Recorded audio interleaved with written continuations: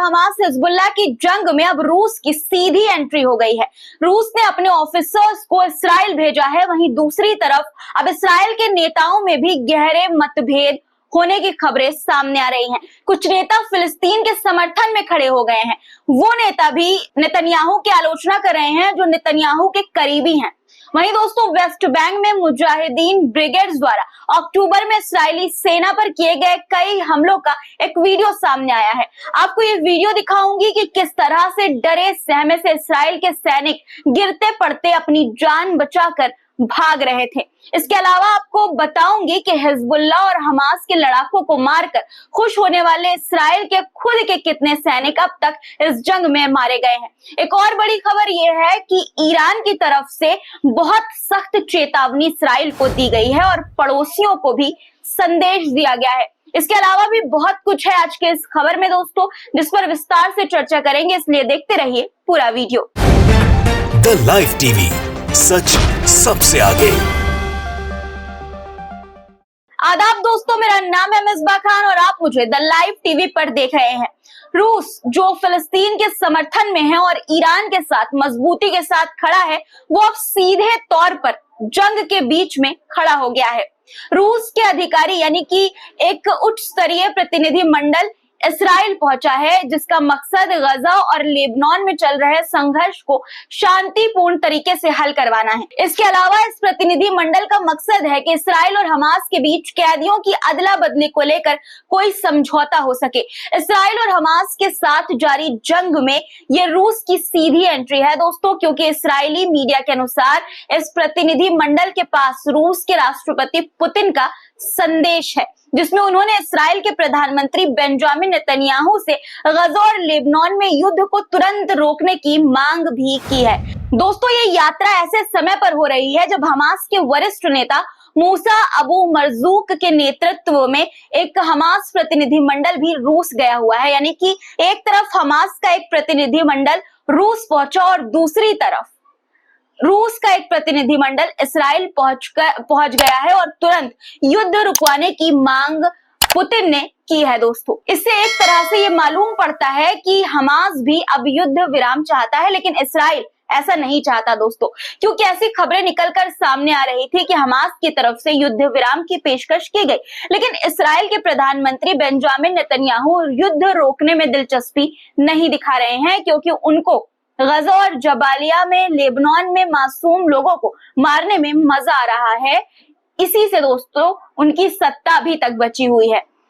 यही इस्राइल का असली चेहरा है जो अब दुनिया के सामने भी आ गया है, और यही वजह है कि उसके खिलाफ दुनिया भर में विरोध प्रदर्शन का सिलसिला जारी है। उसके देश में ही नहीं बल्कि कई और देश में, कई इलाकों में इस्राइल के खिलाफ लगातार विरोध जारी है, जिसकी तस्वीरें भी आपको द लाइव टीवी लगातार दिखा रहा है दोस्तों। इससे पहले वीडियो में मैंने आपको न्यूयॉर्क में हुए एक अनोखे विरोध प्रदर्शन की तस्वीर दिखाई थी, और आज एक और तस्वीर न्यूयॉर्क से निकलकर सामने आई है। न्यूयॉर्क की सड़कों पर हजारों लोगों ने फिलिस्तीन और लेबनान के समर्थन में सड़कों पर उतरकर मार्च किया दोस्तों। देखिए आप ये वीडियो।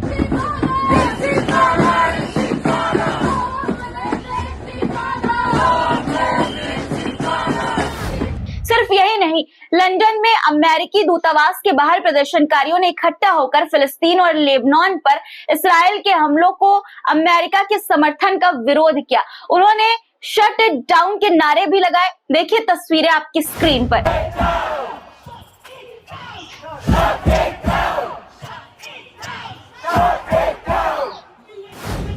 दोस्तों, एक और वीडियो आपको आपकी स्क्रीन पर नजर आ रहा होगा। ये न्यूयॉर्क के क्वीन इलाके में हुए एक विरोध प्रदर्शन का वीडियो है, जहां फिलिस्तीन समर्थक कार्यकर्ताओं ने अमेरिकी नेता ग्रेस मेंग को उनके फैसलों के लिए घेरा है। ग्रेस मेंग के घर के बाहर प्रदर्शन किया गया है दोस्तों। प्रदर्शनकारियों ने ग्रेस मेंग को वेक अप कॉल दिया, यानी कि सचेत किया। इसका कारण यह है कि ग्रेस ने गजा में संघर्ष को रोकने के लिए युद्ध विराम का समर्थन नहीं किया।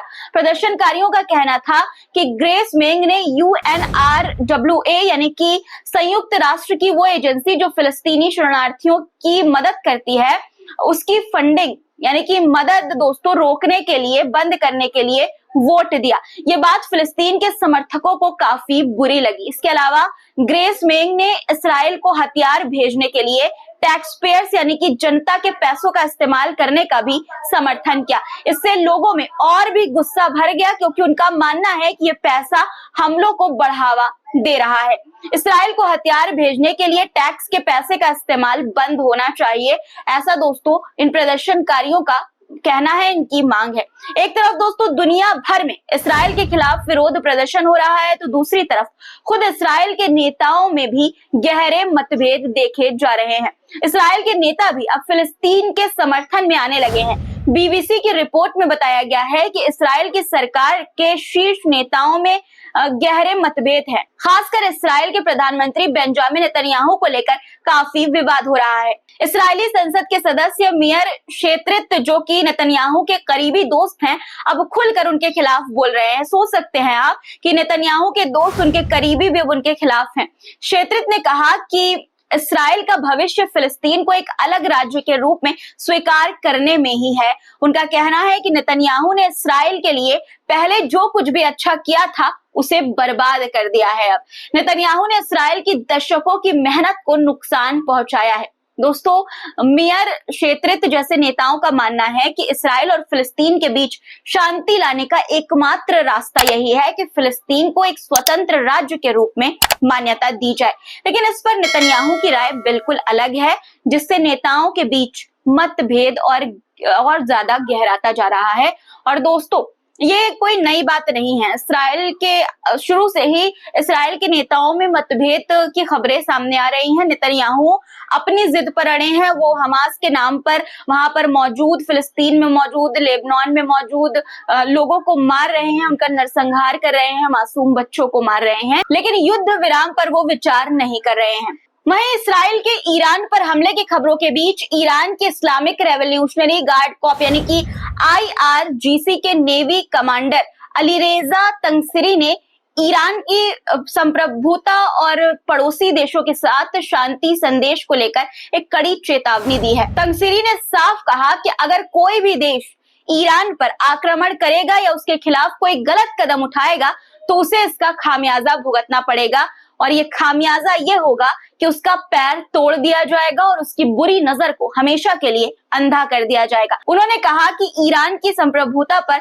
हमला करने वाले किसी भी दुश्मन का हाल बुरा ही होगा। इसके साथ तंगसिरी ने पड़ोसी देशों के प्रति भी शांति और दोस्ती का संदेश दिया। उन्होंने कहा कि हम हमेशा अपने पड़ोसियों को शांति और मित्रता का संदेश देते आए हैं।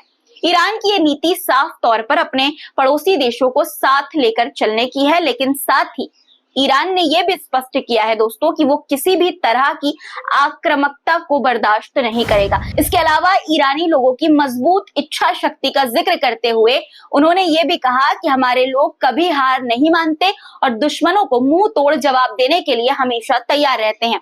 अपने दुश्मनों को कड़ा संदेश देते हुए वो बोले कि हम अपने दुश्मनों को जानते हैं और हम उन्हें करारा जवाब देने के लिए तैयार हैं। हम एक ऐसा राष्ट्र हैं जो किसी के आगे नहीं झुकता है। तंगसिरी ने ईरान की जनता के संकल्प और एकजुटता का भी जिक्र किया। उन्होंने कहा कि हाल ही में आयतुल्लाह सैयद अली खमेनेई की अगुवाई में जुमा की नमाज में बड़ी संख्या में लोगों की उपस्थिति मौजूदगी ने ये दिखाया कि ईरानी लोग हर चुनौती का सामना करने को तैयार हैं। इसने ये दिखाया कि ईरानी लोगों का समर्थन किस हद तक अपनी सरकार और उनकी नीतियों के साथ है, खासकर उस वक्त जब ईरान ने ऑपरेशन ट्रू प्रॉमिस 2 के तहत इस्राएल के सैन्य अड्डों पर जवाबी मिसाइल हमला किया।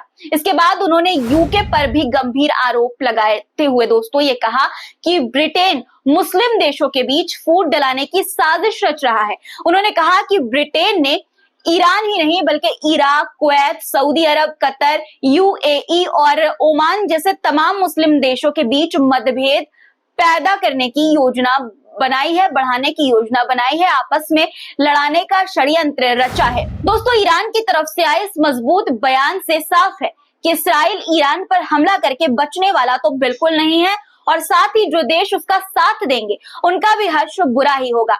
ईरानी नेता अरागची ने भी इस्राइल को एक सख्त चेतावनी दी है। उनका कहना है कि इस्राइल द्वारा ईरान के परमाणु स्थलों पर हमला करना एक अंतर्राष्ट्रीय अपराध होगा, और अगर इसराइल ऐसा करता है तो ईरान उचित जवाब देगा। ऐसे हमले को किसी भी तरह से बर्दाश्त नहीं किया जाएगा। अब दोस्तों मैं आपको एक वीडियो दिखाना चाहती हूँ। आपकी स्क्रीन पर एक वीडियो है। वेस्ट बैंक में मुजाहिदीन ब्रिगेड्स द्वारा अक्टूबर में कई हमलों के वीडियो सामने आए हैं। इनमें इस्राएली सेना पर हमले और विस्फोटकों के जरिए किए गए हमलों को देखा जा सकता है। मुजाहिदीन ब्रिगेड्स ने इस ऑपरेशन को अल अक्सा फल्ड नाम दिया है। इसके तहत कई कार्रवाई की गई है जिसमें अलग अलग जगहों पर हमले शामिल थे। वीडियो में आप देख सकते हैं कि पहला हमला जनीन के नसरा स्ट्रीट पर हुआ, जहां एक D9 प्रकार के ज़योनी बुलडोजर को विस्फोट से निशाना बनाया गया। इस हमले में बुलडोजर को सीधा नुकसान हुआ। तस्वीरें आप देख सकते हैं। इसके बाद अमेरिकन स्कूल के पास बसने वालों और जैसे ही गोलीबारी हुई, ज़योनी सैनिकों यानी कि इस्राएली सैनिकों में भगदड़ मच गई और कुछ सैनिक भागते हुए गिर भी पड़े। डरे सहमे से इस्राएल के सैनिक गिरते पड़ते जान बचाकर भाग रहे थे। वीडियो में आप ये भी देख सकते हैं दोस्तों कि जनीन कैंप में मुजाहिदीन ब्रिगेड्स ने ज़योनी स्पेशल फोर्सेस के खिलाफ एक और हमला किया। उन्होंने स्पेशल फोर्सेस के खिलाफ विस्फोटक का इस्तेमाल किया, जिससे इस्राएल को भारी नुकसान हुआ और उसके कई सैनिक घायल हो गए।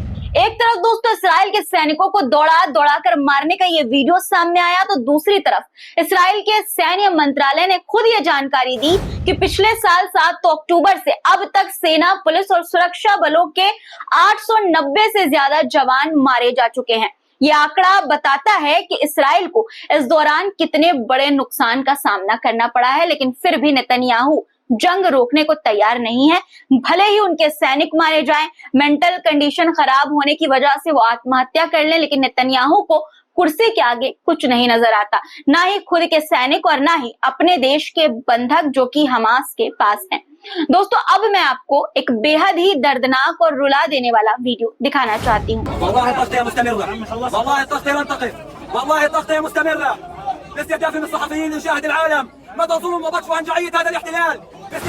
ये एक पत्रकार का दर्द है। इस्राएल लगातार अब पत्रकारों को भी अपना निशाना बना रहा है, उन पर हमले सीधे तौर पर कर रहा है। दोस्तों कल ही खबर आई थी कि अल जजीरा के 6 पत्रकारों को इस्राएल ने आतंकवादी करार दे दिया और आज ये खबर सामने आई है कि दक्षिणी लेबनान और गजा में पत्रकारों पर हुए हमले में पत्रकार शहीद हो गए हैं।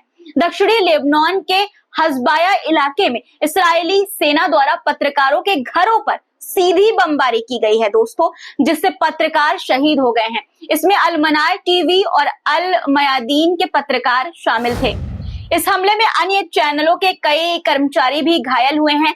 सोचिए, ये वो लोग हैं जो अपनी जान की परवाह किए बिना हमें सच्चाई से रूबरू कराते हैं, आपको सच्चाई दिखाते हैं, लेकिन इस्राएल को ये गवारा नहीं है। उसका असली चेहरा दुनिया के सामने कोई लाए, उसे ये मंजूर नहीं है। सिर्फ लेबनान में ही नहीं, गजा के उत्तरी हिस्से में एक और दर्दनाक घटना हुई है दोस्तों, जहां इस्राएली सेना ने पत्रकार इस्माइल अल गुल की हत्या कर दी।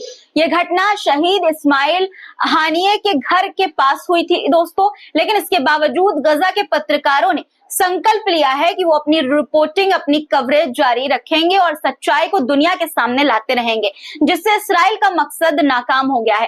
दोस्तों इस्राएल ये चाहता है कि वो पत्रकारों को मारकर उन्हें डरा दे, ताकि गजा और लेबनान में जो आतंक इस्राएल ने फैलाया हुआ है, उसकी सेना ने फैलाया हुआ है, वो दुनिया के सामने ना आ सके। लेकिन ऐसा नहीं होगा। इस्माइल की शहादत पर उसके साथी पत्रकार वादी अबू अल सऊद ने दुनिया को एक संदेश दिया है। उन्होंने कहा कि उनकी आवाज को दबाया नहीं जा सकता और चाहे जितनी मुश्किलें आए, गजा के पत्रकार अपनी कवरेज जारी रखेंगे। पत्रकारों की शहादत हमें याद दिलाती है कि सच की कीमत कितनी बड़ी होती है दोस्तों, और हमें ये चुकानी पड़ती है। गजा और लेबनान की ये बहादुर पत्रकार हमें सच्चाई दिखाने के लिए अपनी जान तक न्योछावर कर रहे हैं। आपके इस बारे में क्या राय है? कमेंट में नीचे हमें जरूर बताइएगा, और ऐसी ही सच्ची खबरों के लिए हमारे चैनल को सब्सक्राइब करना ना भूलें। और दोस्तों वीडियो को लाइक करें और अपने दोस्तों और फैमिली वालों के साथ वीडियोस को शेयर भी कर दिया करिए, ताकि इस्राएल का घिनौना चेहरा सभी के सामने आ सके। फिर मुलाकात होगी दोस्तों कुछ नए मुद्दों के साथ, तब तक के लिए खुदा हाफिज। द लाइव टीवी, सच सबसे आगे।